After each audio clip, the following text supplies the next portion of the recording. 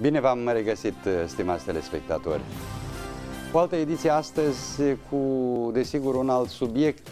Edițiile trecute v-am propus câteva subiecte ceva mai actuale, dar și mai aride privind unele probleme grave din societatea românească.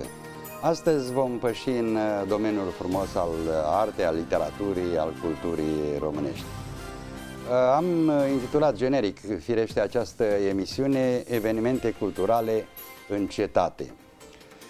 Aș vrea să vă spun și de ce anul acesta, la data de 2 noiembrie, o instituție emblematică din media românească, Postul Public de Radio Iași, marchează 70 de ani de la difuzarea primelor emisiuni în eter, ascultate în acea perioadă dificilă din istoria țării noastre, nu numai de publicul din Moldova, ci și de românii din Basarabia, Bucovina de Nord și de dincolo de Carpați, în partea de Transilvanie vremelnic ocupată.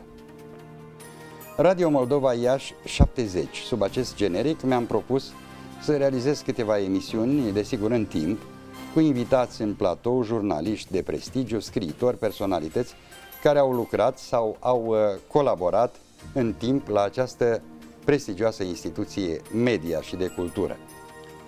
Un eveniment cultural găzduit ieri după amiază de Muzeul Literaturii Române din Iași mi-a oferit, nu-i așa, posibilitatea de a avea astăzi un prim invitat în acest ciclu. Domnul Aurel Mihai Brumă, scriitor și publicist, cunoscut publicului larg, persoană care timp de 35 de ani a lucrat ca redactor și apoi realizator de emisie la Radio Iași. Bine ai venit în platou, Aurel. Bine v-am găsit și bine te-am găsit. Așadar, vom vorbi despre radio, dar înainte de a vorbi despre radio, aș vrea să marcăm evenimentul de ieri, un eveniment deosebit de frumos, un eveniment plăcut, un eveniment care a adunat la Galeria Pod Pogor de la Muzeul Literaturii Române din Iași, un loc tradițional, nu-i așa, pentru întâlniri, un numeros public, multă lume te simpatizează. Cu acest prilej ai lansat 2 cărți și nu numai, a fost un spectacol, îmi dai voie să citez de aici. Deci, înainte de a evoca pagini din istoria radioului, momente despre radio, vom vorbi despre evenimentul de ieri, manifestarea la care, spuneam, au participat numeroși iubitori de literatură, de cultură, de literatură și artă.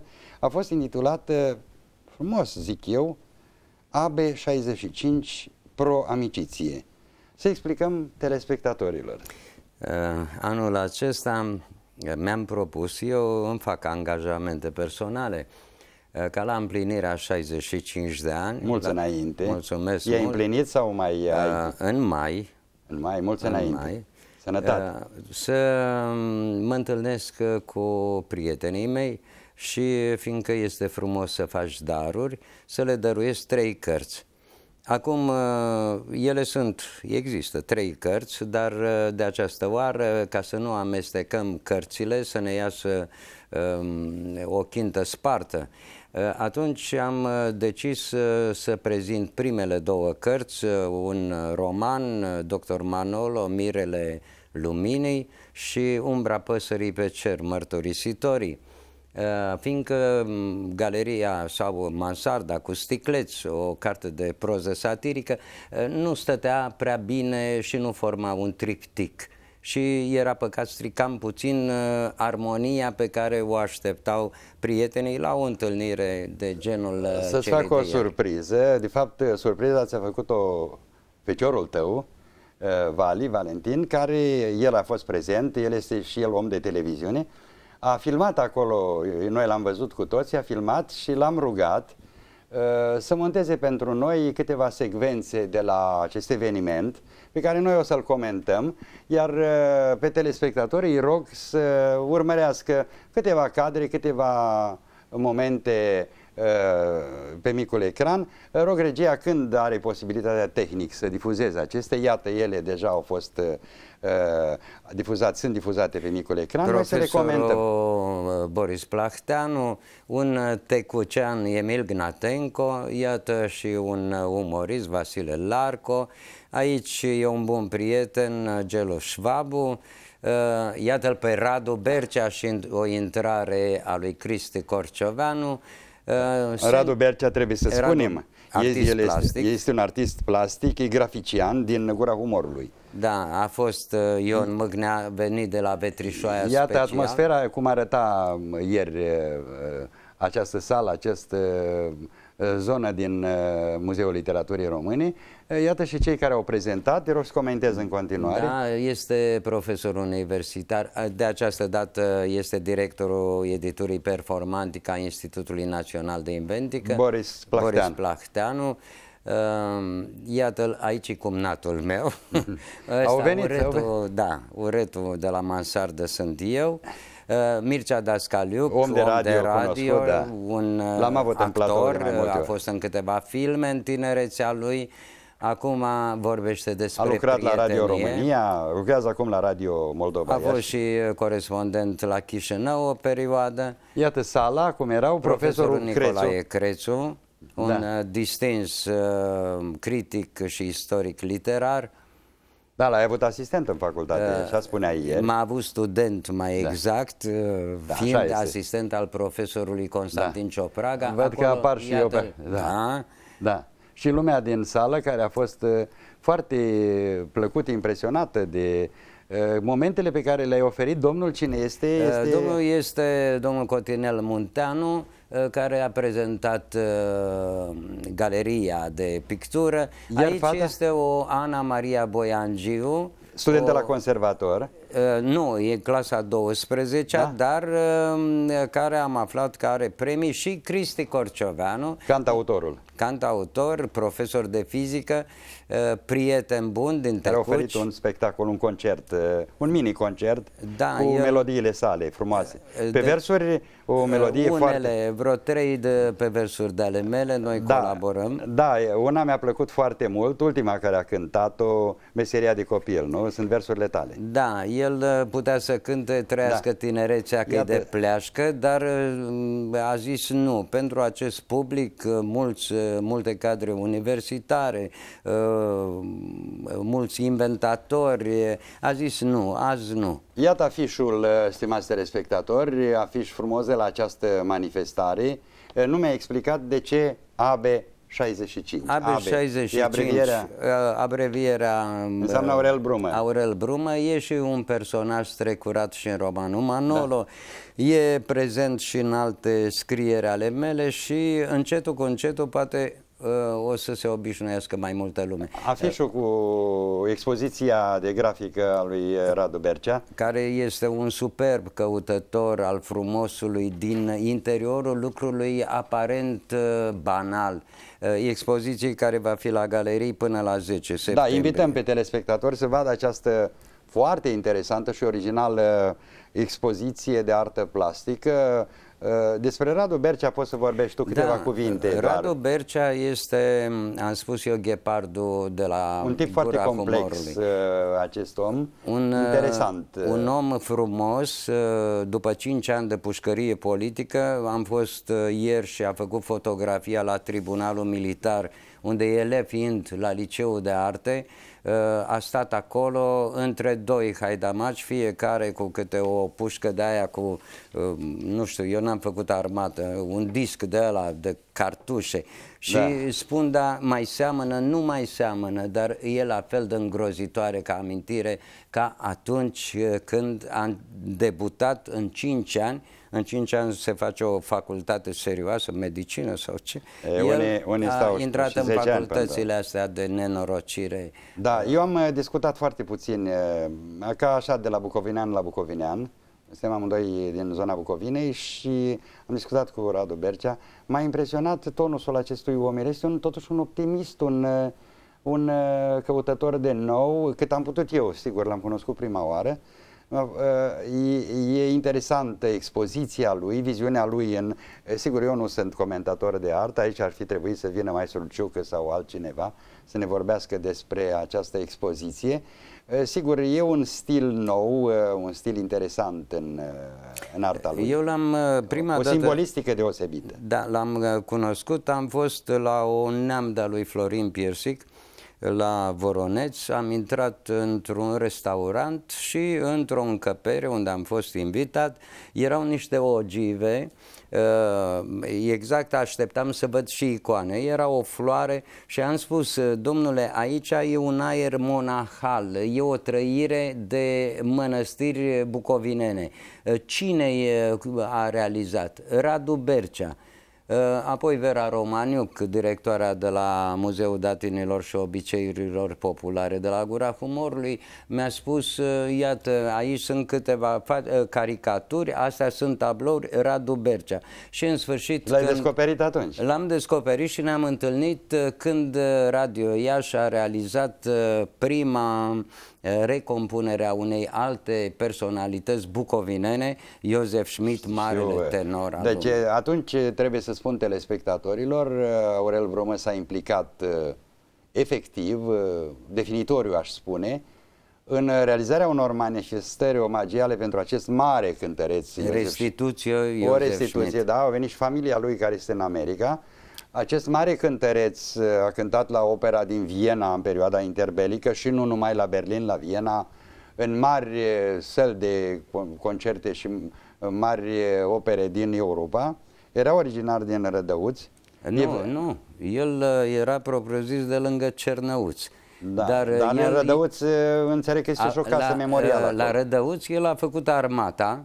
El era micuț, 1,50 m, la Rădăuți a avut prima lui mare dragoste, el cânta acolo la tobă, la regiment, era un mod de a-l proteja, fiindcă toți erau conștienți de marea lui valoare, fiindcă el între timp ținea și concerte, canțonete, arii. Spune-mi, Aurel, dacă tu cunoști biografia lui Iosef Schmidt, eu am, datorită ție și familiei lui din America, în principal am și cei din radio, avem așa ca amintire de la acest eveniment un CD cu interpretări extraordinare ale acestui mare cântăreț de operă, pe care tu ai realizat cu o casă de discuri, mi se pare că... Da. Aici noi am scos Radio Iași întotdeauna, mai ales în perioada în care el producea acte de cultură.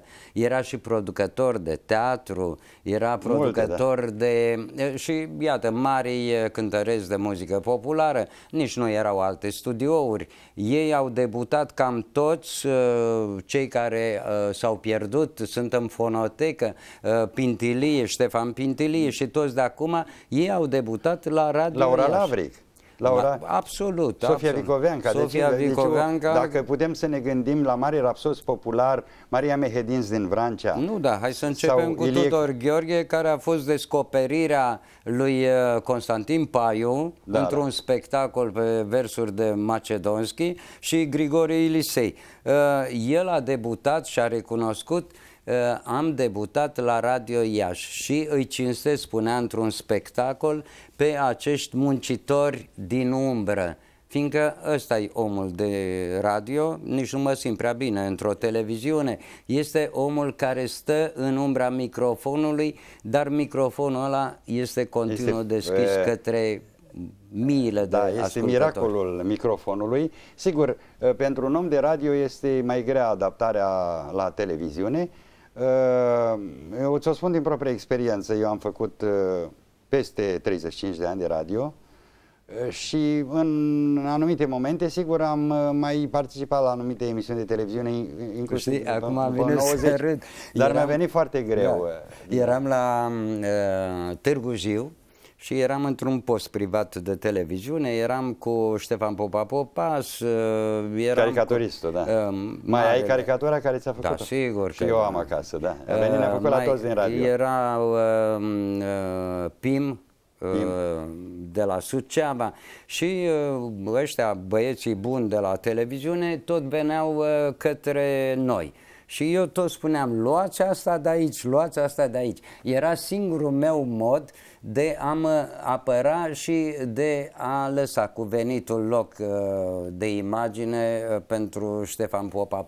Au râs ăștia vreo săptămână. Sunt dator să subliniez, să spun pentru telespectatorii noștri, să aduc de fapt în atenție câteva scurte date din bogata ta biografie, pentru că iată ești primul om de radio care îl invit aici în acest ciclu de emisiuni pe care mi-l propun, prelăjuite de cei 70 de ani de radio în Moldova. Te-ai născut la 20 mai 1946, la mulți ani, deci încă o dată. Mulțumesc. Nicorești, județul Galați. Deci Tecucean, zona, ai făcut liceul la Tecuci. Podgorean, domnule, Podgorean, Băbeasca de Nicorești, cine nu știe. Era academicianul... Moș Iorgu Brumă, cine era Moș Iorgu Brumă? Moș Iorgu Brumă a fost unul din marii filozofi ai viței de vie, bunică meu, și chiar glumeam cu domnul academician Cotea. Spune, eu am scris despre Nicorești la o întâlnire, zic, domnule profesor, îmi pare rău, dar ați greșit enorm. De ce am greșit, domnule? Acolo spuneți de legenda, a venit Ștefan, a întâlnit o femeie mai în vârstă, o băbuță, și care i-a dat un cofăiel de vin, că acolo apă nu prea este la Nicorești, ca să se răcorească marele domnitor. Și domnitorul n-a întrebat-o ce fel de vin este, ci a întrebat-o pe dumneata cum te cheamă. Păi, Maria ta, eu sunt Maria Brumă.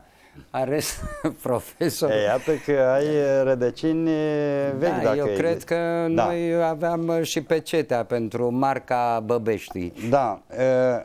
Deci ce pot să spun? E mult de vorbit despre o activitate foarte bogată, atât ca scriitor, publicist, dar și ca om de radio. Da, cetățean de onoare, 2 minute numai, cetățean de onoare al municipiului Tecuci în 2006, membru fondator, cum spuneam, Societatea Culturală Iosef Schmidt, Suceava, președintele Asociației Scutul Albastru. Asta e o asociație nouă. Am auzit cuvântul aici, domnule președinte Aurel.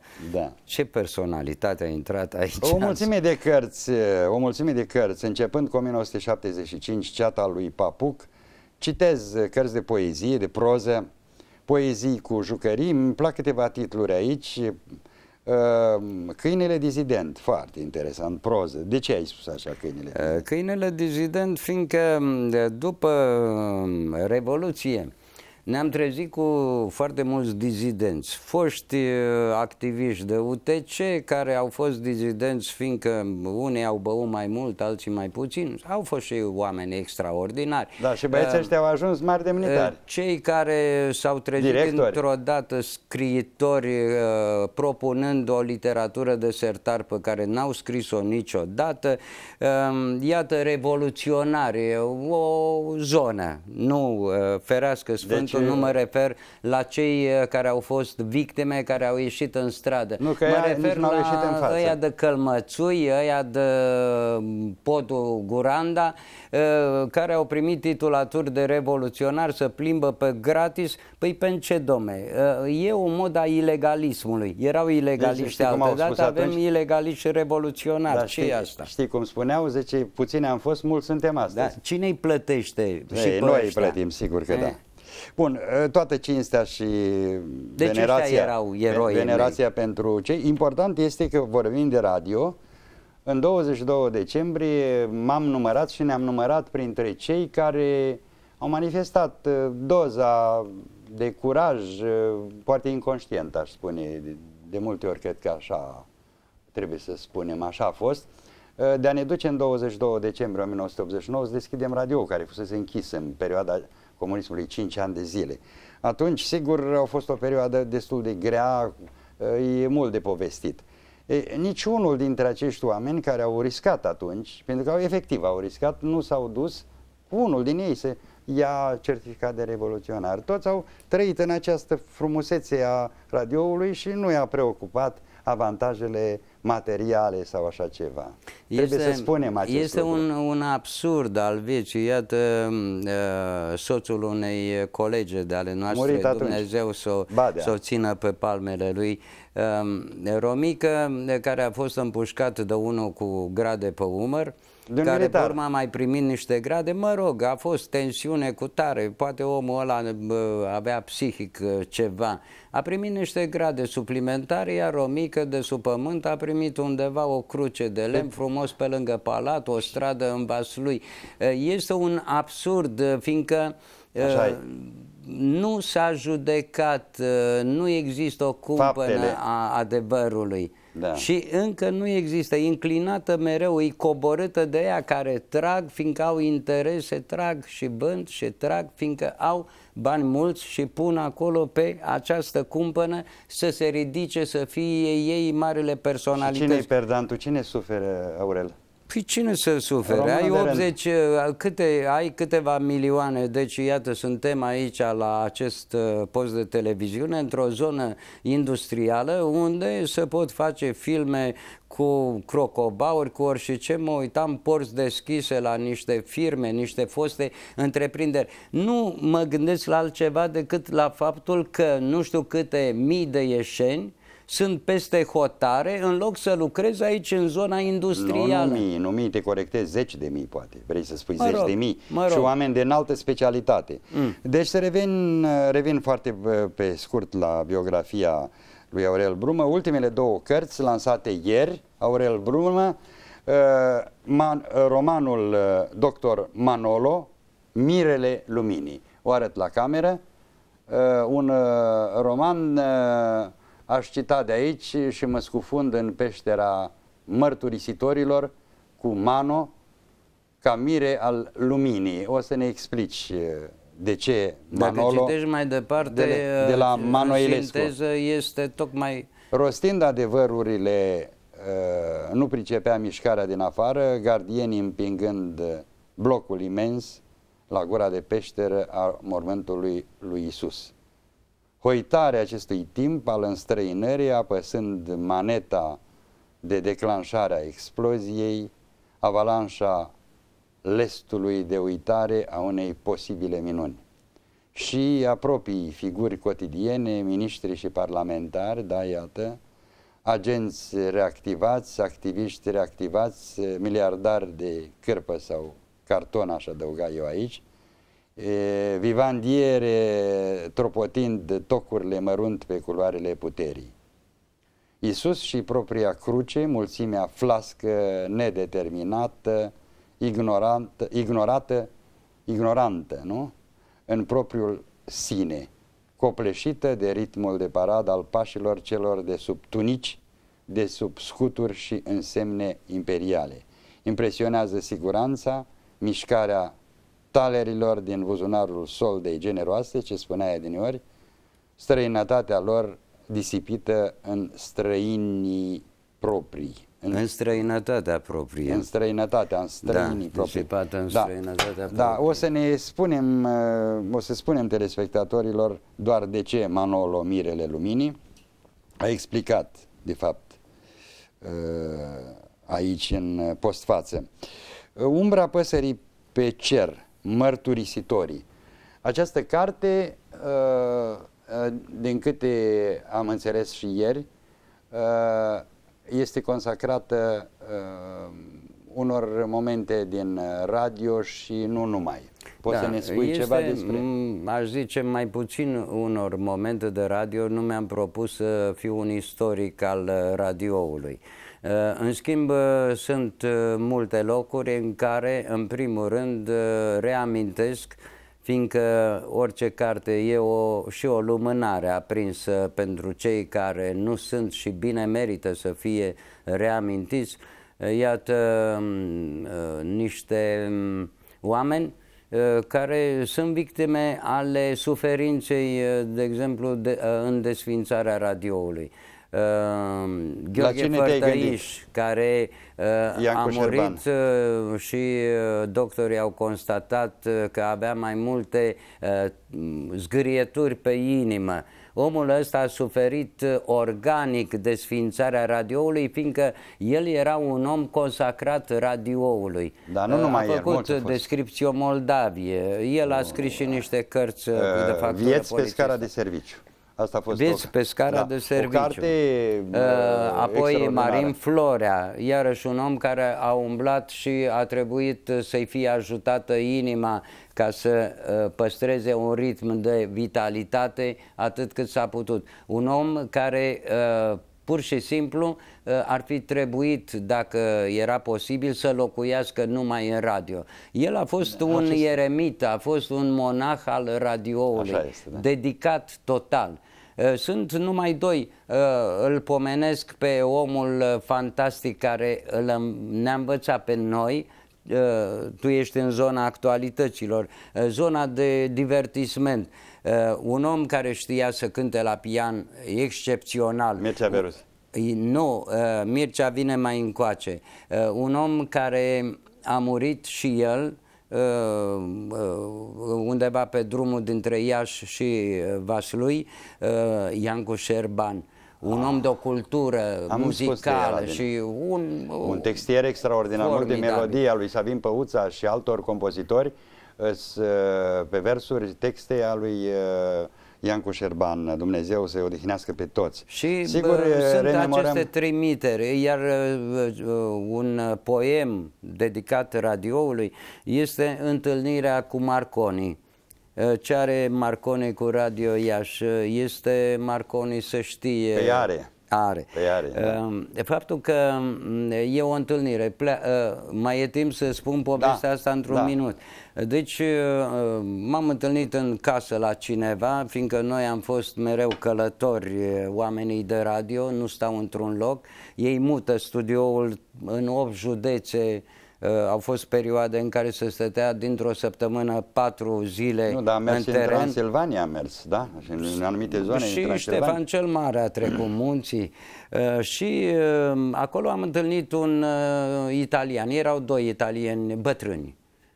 Și unul zice, eu sono fascisto.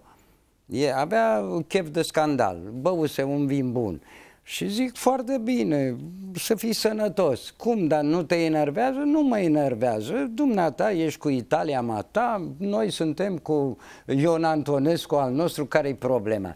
Zice, domnule, fiindcă ești simpatic, am să spun o poveste. Când eram cu pantaloni scurți, eram undeva pe lângă Roma și pe un drum, cu un camion. Mai eram cu cineva, la un moment dat se oprește camionul. Ne uităm noi pe un câmp acolo, o măsuță, un scaun, un individ cu un aparat. Și în bârte ăsta trăgea, că era, nu știu cum, demaror de ăla, trăgea de frânghie, trăgea, nimic. Ăla face semn, tipul de la masă, se duce, zice, domnilor, 23 de minute, camionul nu va avea flacără, scânteie, nu poate să plece mai departe. Lasă-ne, domne, se duce, trage ăla ca nebunul, trage. După 23 de minute, trage, scânteie. Vine individul și spune, îmi pare rău că nu ați crezut. Adevărul lui Dumnezeu, dar și adevărul științei trebuie să fie crezut. Eu sono Ingineo Marconi. Super, nu? Am trecut undeva și am spus la un moment dat că e și puțină lucru care trebuie să facă plăcere.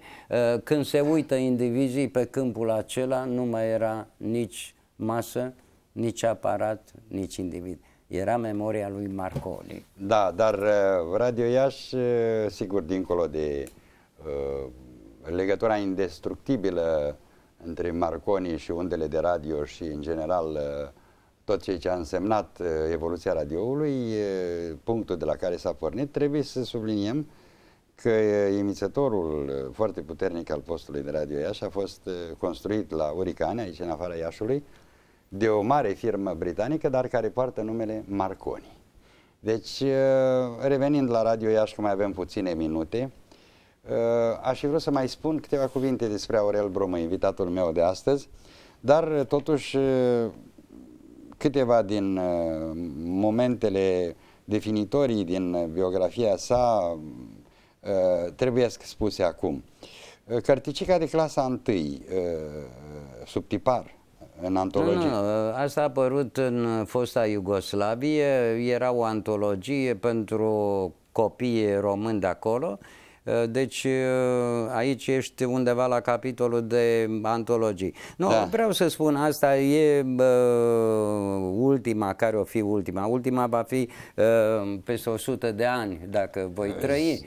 Aceste cărți intră în, cum era Ludovic al XV-lea și al XVI-lea, mari personalități. Da, mansarda cu sticleți. Asta urmează. Urmează, da, asta este subtipar.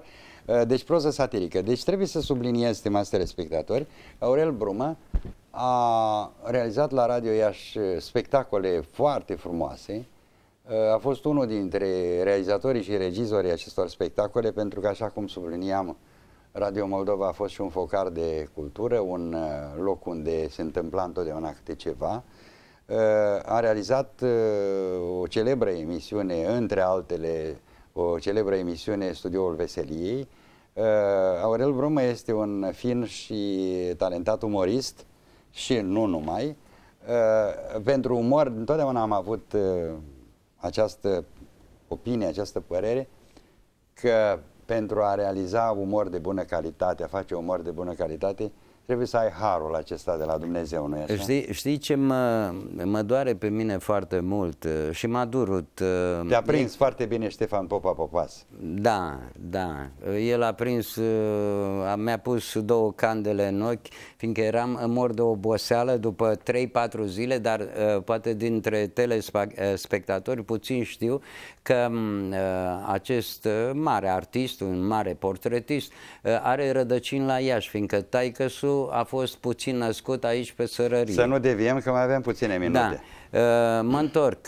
Ce mă doare pe mine foarte mult, că nu știu, nu din criză, dintr-o criză de voință, iată că în ultimii ani de zile, cât am lucrat eu în radio, am ieșit la pensie anul trecut, s-a renunțat la producție. Producția de teatru radiofonic, unde în Iași, unde ai un teatru cu niște actori de primă mână, iată și în filme, premii mari internaționale, s-au renunțat la o producție muzicală proprie Radio Iași și cu niște cheltuieli care nu, ele se amortizează în timp, dar valorile de aici trebuie să treacă prin această instituție. E mare păcat. Sper ca într-un timp oarecare radioul să redevină producător de mari valori care să rămână în timp. Așa cum a fost, sigur că da.